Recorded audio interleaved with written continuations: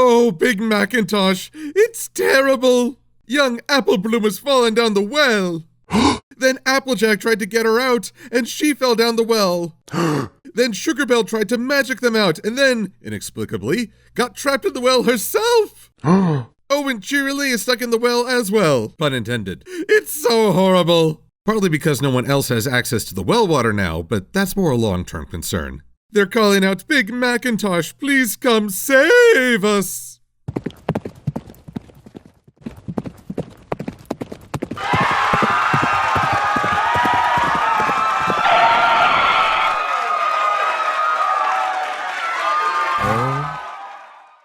Ha-ha! My cunning and oh so subtle deception has lured you into my trap of community celebration. That is to say that you're not an easy guy to pull into a celebration, Big Macintosh, especially if it's for you. 8 seasons and Big Macintosh has been one of the most positive characters, making a great impact with mostly 2 words. Yep, nope, yep, nope, yep, nope. Yep, nope. Yep, nope. Yep. Make it stop! Yet despite this parsimonious vocabulary, Big Macintosh is a very clear example of an archetype that's not always celebrated, a core aspect of the male psyche that is often repressed or misdirected. And so while Singles Awareness Day is often the domain of Cadence and Shining Armor, I'd like to take advantage of this special day to talk about the lover.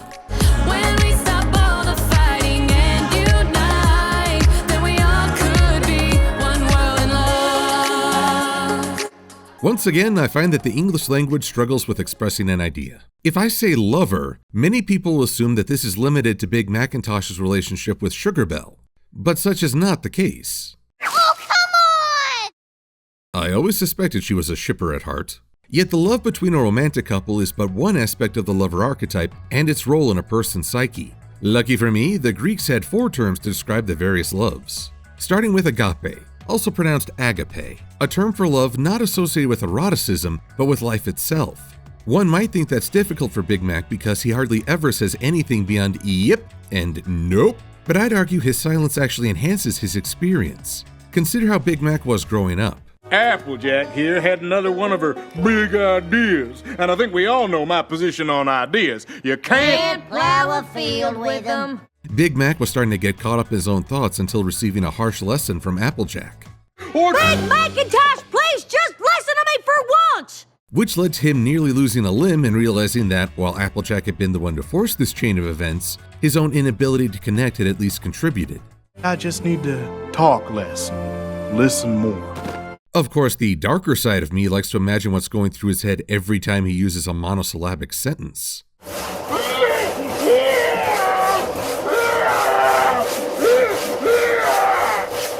By Celestia/Vic collection, I am messed up. Yup.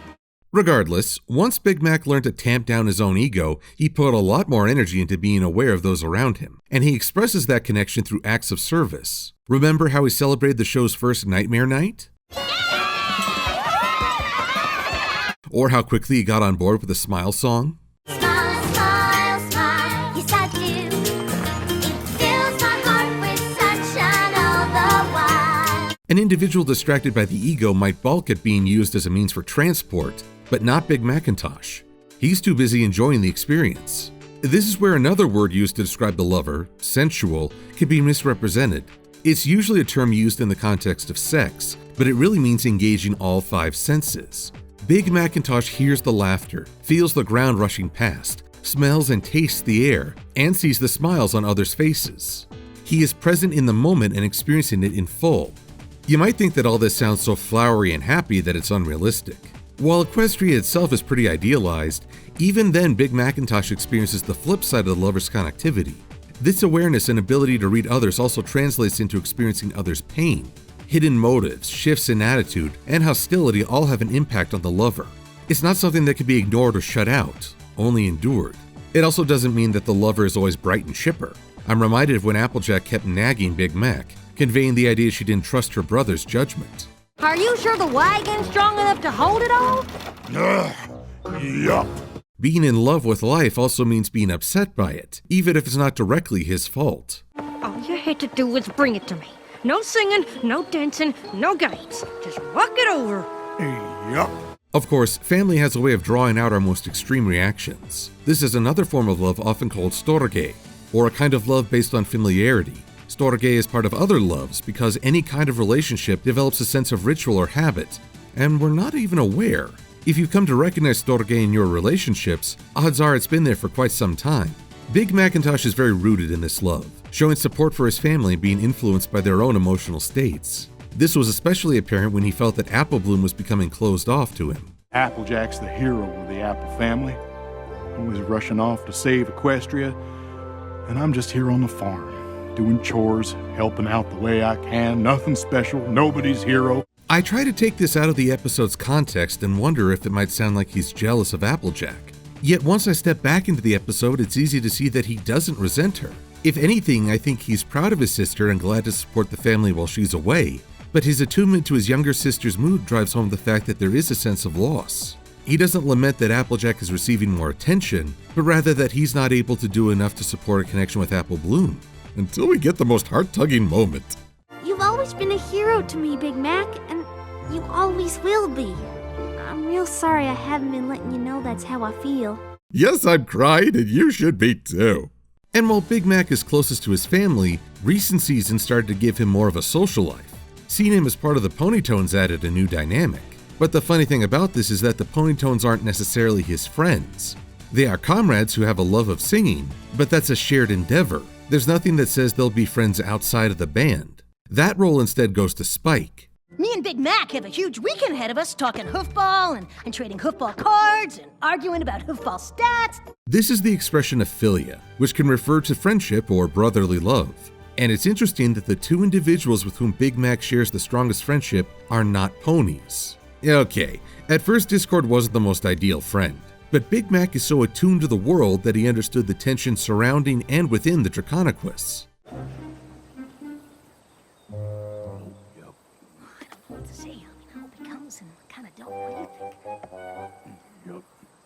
Yeah, just because you're connected to the lover's energy, it doesn't mean that everything is going to be easy. In fact, being so in tune with the world and its emotions can make it pretty easy to blow up. If I'm the worst, then why did you invite me? Because we felt bad for you. But being attuned to changes in social cues, emotions, and the situation in general means that the lover can also correct the course and try to nurture a positive connection in himself and others. Because now he can't bother us because he's off somewhere by himself. All alone. With no friends. Yup. Funny thing about ogres and oubliettes. It's a good example of how the lover archetype interacts with the rest of the male quaternary. Take a listen how Big Mac set up his character's backstory. Big Mac's character is Sir McBiggin, a level 27 Black Knight unicorn from Castle Chadwick. When his king aligned himself with the Squizzard, Sir McBiggin would not besmirch his honor. Nope. A healthy male psyche is about finding the balance between the king, warrior, magician, and lover. 3 of these archetypes are all about systems and limits. So a king would insist that a knight should stay loyal to his lord, per the law. A magician might weigh the cost and benefit of working within the system rather than striking out alone. The dispassionate warrior wouldn't question a command unless it might result in defeat. The lover is the one archetype out of the set that actively resists boundaries. Such things are obstacles to experiencing life, and so Big Mac's lover aspect crafts a story where he resists the limited laws and order to do what is right for others. The lover can temper the other archetypes and thus prevent them from acting with indifference or sadistic detachment. Of course, a world without any borders becomes trespass, and so the lover has to be tempered by the other archetypes as well. Without them, you wind up in situations like this. Which brings us, uncomfortably, to the 4th term for love, Eros. Not to be confused with the son of Aphrodite and Ares, though he is the god of sensual love and desire. The Romans took this idea and updated it to become Cupid, whose arrow struck Big Macintosh sometime off screen. It sure is nice seeing you again so soon. That's nice and all, but watch me make it inappropriate with just a musical change.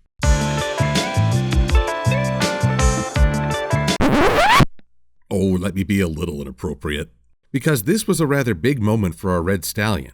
For a show based around friendship, My Little Pony has gotten to show more than a few couples. For the most part, we've witnessed couples cementing their relationship into marriage, or we look back at the beginning with the outcome already known. Yet Big Macintosh and Sugar Belle are the only couple we've gotten to witness at the start and have little to no idea how this will go. I wish we could have had an episode that showed their first meeting and what prompted these feelings. Maybe it was attraction at first sight, or maybe Big Mac and Sugar Belle had a conversation that hit all the right marks. But after some passage of time, we've gotten to witness as Big Macintosh won over Sugar Belle, not by being the most attractive or the strongest, and definitely not by violating her personal space. He formed a connection by recognizing what was important to her and adding his own abilities to make it possible. You made me a new display case? Yup. And you made it bigger! You remembered! Eros is the intimate love of unifying body and soul, the love shared between actual lovers. Though I should clarify right at the start, Eros is loving someone as a complete person. The focus of Big Macintosh's desire is the loved one herself, not just any female and not based on just pleasure. We've been seeing these two hang out more and more, with Sugar Belle eventually spending more time in Ponyville. There's not a whole lot I expect them to cover within the show, but there are two ideas I'm curious about. One is obviously a wedding episode centered around Big Macintosh and Sugar Belle, an interesting way to close out their dating theme and hint at the next phase of life. The other's a bit more unlikely. Have a look at Sugar Belle's hometown. See anything? Besides the buildings? I'll tell you what I don't see: a means of producing food. What could you do with a story in which Big Mac decides to start a farm of his own near Sugar Belle's town, both to be closer to her and to help other ponies with food? What a challenge it would be for him to start such an enterprise, and what a change to demand of his family. You could do a lot with such a story, and it makes the most sense for Big Mac to take this on because he's been to the town, maybe even connecting in passing with the residents. The lover would push him to go beyond the boundaries of his familiar life, just as his love for Sugar Belle forced him to go beyond his comfort zone. Maybe you used to talk too much and it only ever got him into trouble. I respect your decision, but you should know you'll always be in my heart. Which might be the lover's greatest strength: daring the unknown for the sake of another. Of course, every archetype carries with it a passive and aggressive form known as the shadow. On the aggressive side is the addicted lover. Within the show, I think the best example would be Zephyr Breeze. The powers that be were so locked into their required styles, and you know me, I've got my own style. This is the kind of character who's been completely overtaken by the lover's energy. So he sets out to experience nothing but pleasure, even though he has no idea of what he wants. So he'll jump from passion to passion, never settling in for the long haul and never respecting boundaries. That's how he can selfishly dismiss his father's collection or trespass into Rainbow Dash's private space. Because a person possessed by the addicted lover has no tempering from the king, warrior, or magician, he has no discipline to see things through start to finish. That includes relationships. He'll partake of pleasure easily enough, but the moment he's confronted with the idea that a relationship might be finite or require effort, he instead runs to the next distraction. Much like Zephyr, folks often have to hit rock bottom in order to realize that their health and future requires more effort. I will literally do anything you ask me if it means I don't have to stay here. On the passive side, we have the impotent lover. This is a poor soul who is so disconnected from the lover's energy that life doesn't have much meaning. We saw this danger within Troubleshoes. Figures. It's not just frustration that he couldn't participate in a rodeo. Troubleshoes was so cut off from his own passions and others that his life was on the downturn. Just look at the state of his home.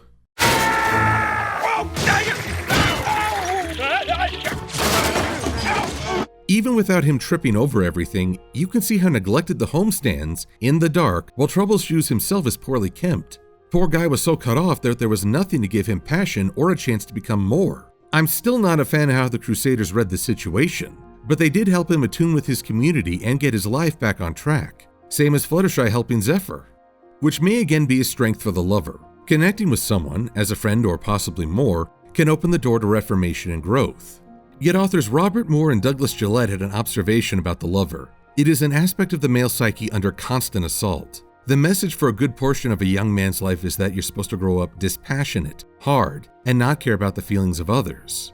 It's a message whispered from many sources, to the point where it can feel like background noise. Just look at the topic of bronies. We're supposed to be entertained by violence, not relationships. Victory, not compromise. Battle instead of reconciliation. Even some of the humor with Big Macintosh is meant to subvert expectations. A big, powerful stallion who is ecstatic about his new doll or openly weeps. It's supposed to be funny because it's unexpected, but behind all of that lies the question of why we assume things are supposed to be a certain way. Yet I don't view these ideas as mutually exclusive. I do think you can have a powerful fighter whose drive is caring for others. I do think you can struggle to win in order to improve the situation for as many as possible. I do think that kindness and strength can be combined if you give people the right role models, in history or in fiction. And I think Big Macintosh is a good example. He's got no shortage of power or discipline, yet the drive for all of this comes from his connections with others. Short on words but showing affection through endless effort and generosity, Big Macintosh is a great example of the lover in all its myriad connections and strengths. If you happen to be celebrating today with a special someone, that's great. If not, don't sell yourself short. You've got more connections than you give yourself credit and have the ability to create even more. I'm Silver-Quill. Thanks for watching.